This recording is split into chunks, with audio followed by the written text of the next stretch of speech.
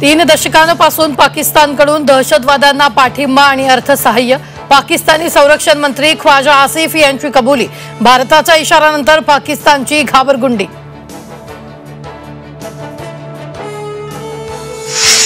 भारताचा पाकिस्तानला आणखी एक दणका। पाकिस्तानी विमान कंपन्यांसाठी हवाई क्षेत्र बंद करण्याबाबत हालचाली। उच्चस्तरीय पातळीवर हवाई क्षेत्र बंद करण्याचा विचार सुरू।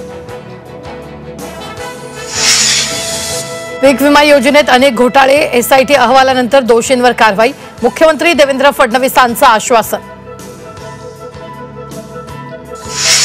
मराठा समाजाच्या मागण्या पूर्ण करा, अन्यथा मोठा उठाव करणार।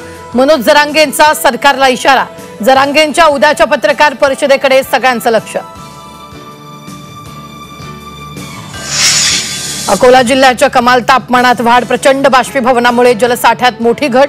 शहराची लाईफलाईन काटेपूर्णा धरणात अवघा 26% पाणीसाठा।